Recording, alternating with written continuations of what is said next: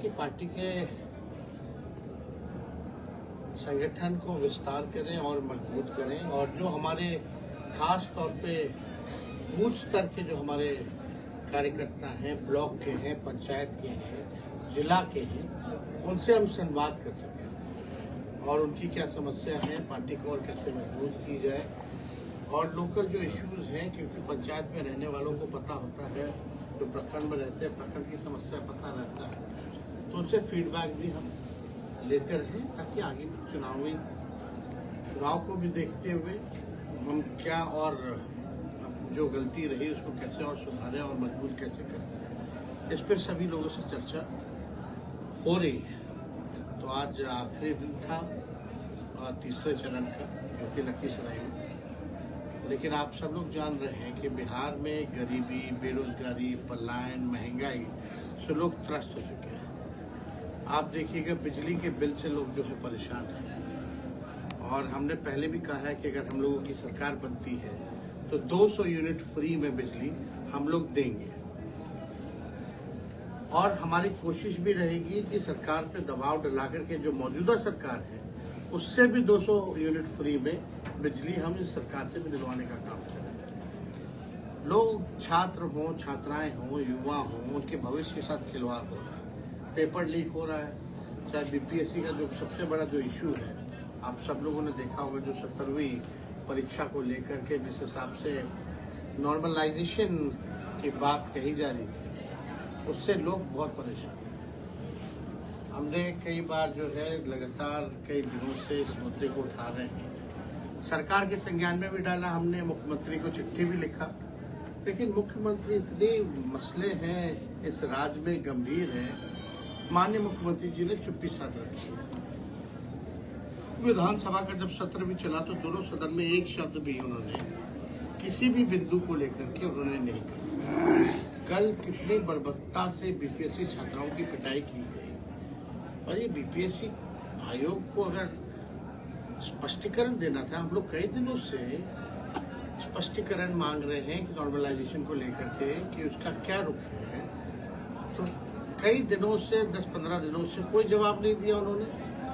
जब लाठी को जब छात्रों को पीटा गया, कल आंदोलन हुआ, तब स्पष्टीकरण देना क्या हुआ पीटने के बाद, और उससे तो एक दिन पहले हमने ही मुख्यमंत्री को 4 तारीख को चिट्ठी लिखी थी।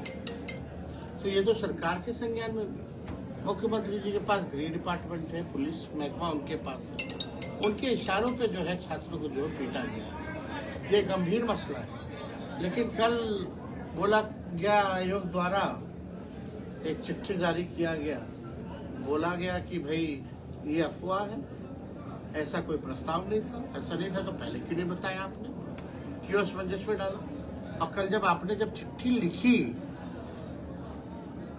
जो आपने स्पष्टीकरण दिया आयोग ने, उसमें कहीं भी जिक्र सर्वर डाउन कर नहीं दिया यार।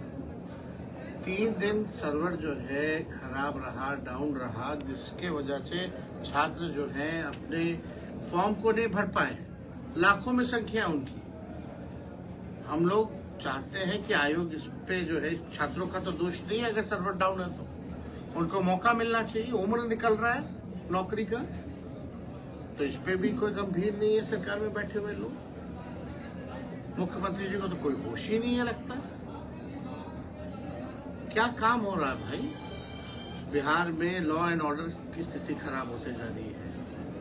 हम लोग नए सोच के हैं, नया बिहार बनाना है, नए विजन के साथ सब लोगों को, हर जात धर्म के लोगों को साथ लेकर के हम लोग चलना चाहते हैं, बिहार को विकसित राज्य में ले जाना चाहते हैं। आज डबल इंजन की सरकार है, लगातार कई सालों से 11वां साल चल रहा है केंद्र में, और यहाँ 20 साल से है इनकी डबल इंजन की सरकार।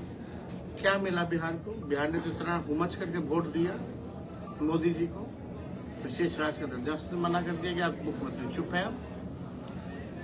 अब तो गर्दन भारत सरकार की मुख्यमंत्री के हाथ में है ना, अब नहीं तो कब बिहार को विशेष राज्य का दर्जा दिलाएंगे। तो देखिए कई ऐसे मुद्दे हैं जिसको लेकर के हम लोग जनता के बीच जा रहे हैं, और हम लोगों ने ये भी जो फीडबैक जो हम लोगों को मिल रहा है तो उसी आधार पे हमने कल भी कहा था कि जो वृद्धा पेंशन जो 400 रुपये मिलती है उसको हमारी सरकार आएगी तो 1500 रुपये हम लोग देंगे, और साथ ही साथ 1500 सामाजिक सुरक्षा जो पेंशन जो मिलता है जिसमें विकलांग है या विधवा महिला है उनका भी जो है 1500 जो है हम लोग बढ़ाने का काम करेंगे। मुख्यमंत्री जी की यात्रा चल रही है, होने वाली है यात्रा, अच्छी बात है, लेकिन हमारे छात्र संवाद करना चाहते थे मुख्यमंत्री जी से, गुहार कर रहे हैं। मुख्यमंत्री जी के पास समय नहीं। क्या ये बिहार के लोग नहीं है? क्या नौजवान ही नहीं? बिहार गरीब राज्य है और अपने यात्रा पे 2 अरब 25 करोड़ 76 लाख रुपए खर्च कर रहे हैं। ये तो अद्भुत है भाई। हमको जनता से बात करनी है, संवाद करना है, तो 2 अरब 25 करोड़ 76 लाख रुपए आप खर्च करोगे, और एक तरफ आप कहते हो कि बिहार गरीब राज्य है, एक तरफ आपको पेंशन में देने के लिए पैसा नहीं है, बिजली के बिल से लोग जो है परेशान, स्मार्ट मीटर से, और आप अपनी यात्रा में जो है, तो ये यात्रा दिखावटी है, बनावटी है, मिलावटी है। और ये यात्रा जो 2 अरब 25 करोड़ 76 लाख की जो यात्रा हो रही है मुख्यमंत्री की, ये अधिकारियों की लूट की छूट की यात्रा है, भ्रष्टाचार का खेल है।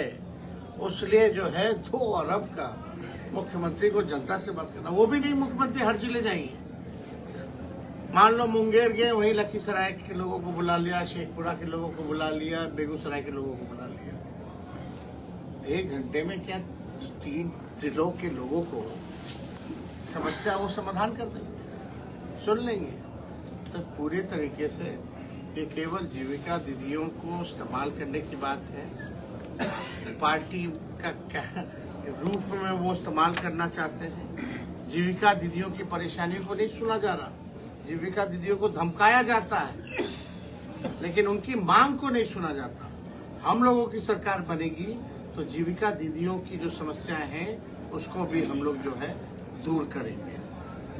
और कोई सवाल आप लोगों का होगा तो आप बिल्कुल सर। डिप्टी सीएम का बयान आया है विजय सिन्हा जी का कि छात्रों को भड़का रही है विपक्ष। डिप्टी सीएम बाय लक बन गए हैं, लेकिन कोई डिप्टी सीएम का गुण नहीं है,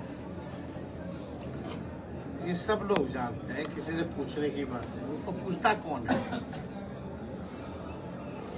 कोई पूछ रहा है डिप्टी सीएम बनने की उपलब्धि बता दो ना भाई, क्या उपलब्धि? हम तो अपने उपलब्धि को बताते हैं। 5 लाख नौकरी हम दिए, 3 लाख प्रक्रियाधीन कराए, स्पोर्ट्स पॉलिसी बनाए, आईटी पॉलिसी बनाए, हमने टूरिज्म पॉलिसी बनाया, 4.5 लाख नियोजित शिक्षकों को राजकीय कर्मी का दर्जा दिया, तालमी में भरकर से लेकर टोला सेवा विकास मित्र सबके मानदेय को दुगुना किया, 50,000 करोड़ का MOU निवेश का हम लोगों ने साइन कराया, जाति आधारित गणना कराई और 75% आरक्षण हम लोगों ने दिया। उनका क्या योगदान है डिप्टी सीएम? एक नहीं है बीजेपी के डिप्टी सीएम भाई, 2 हैं डिप्टी सीएम, दोनों की उपलब्धि बता दो। भड़का रही है, कौन भड़का रहा है भाई? सर्वर डाउन नहीं हुआ था क्या? आदरणीय उप मुख्यमंत्री अगर होश में हैं तो क्या उनको ज्ञान नहीं है कि 2-3 दिन सर्वर बैठ गया तो इससे लाखों लोग जो है फॉर्म नहीं भर पा रहे? इसमें भड़काने वाली क्या बात है? जो सच्चाई है सच्चाई है। अगर हम लोग उनकी बात को नहीं उठाएंगे तो कौन उठाएगा? अगर आज हम उन छात्राओं के साथ नहीं खड़े रहेंगे तो ये खड़े हैं क्या? बुला के क्यों नहीं मिले? पटना में कितना दूर था गर्दनी बाग, जहाँ धरना स्थल था? मुंह दिखाने गए क्या उन लोगों को? आश्वासन देने गए क्या? पहले जाकर के बोले क्या अफवाह फैला रहा है, ऐसा कुछ नहीं है, बोल देते। कौन रोका था उनको 10 दिन से भाई? तो ये सब बेकार का लोग है, फालतू है सब। इन सब खाली सत्ता का लाभ जो है उससे मतलब है, अपने से मतलब है, ना कि बिहार की जनता से। सर, बिहार में शराबबंदी कानून लागू है और शराबबंदी कानून लागू से कहीं न कहीं गरीब और शोषित वर्ग के लोग ही दोहन और शोषण के शिकार हो रहे हैं। अगर आपकी सरकार बनती है तो क्या इसमें संशोधन होगा? विचार देखिए, सॉल पार्टी मीटिंग बुला करके सब लोगों को राय लेना चाहिए। अगर कोई कानून बना है तो उसका इम्प्लीमेंटेशन होना चाहिए। लेकिन यहाँ तो लूट का धंधा हो गया। शराब माफिया जो है अब तो 4000 करोड़ का एक रैकेट बन गया, 4000 करोड़ का।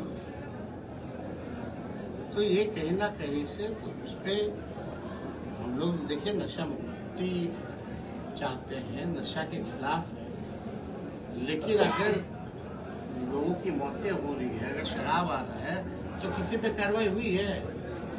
कौन से बड़े अधिकारी पे कार्रवाई हुई, आप हमको बता दो। कौन से बड़े जो शराब माफिया हैं, जहां से भर भर के बाहर से शराब आ रहा है, कौन सी जांच हुई है या कार्रवाई हुई है, बता दो। तो इस पे तो सबको बैठना चाहिए। एक सवाल सर, और संभल जैसी घटना सर यहाँ बिहार में कल घटी है, इस पर क्या कहेंगे? संभल की घटना जो है वो पुलिस का यूपी में क्रिमिनलाइजेशन हो गया है। जो वहाँ सरकार जो है वो केवल नफरत, भड़काना, देश को तोड़ने का काम कर रहा है और कुछ नहीं। और यहाँ भी बीजेपी के लोग जो है इसी तरह के काम में प्रयासरत रहते हैं कि पढ़ाई, दवाई, कमाई, सिंचाई की बात ना हो, महंगाई, गरीबी की बात ना हो, केवल चर्चा हिंदू और मुसलमान की।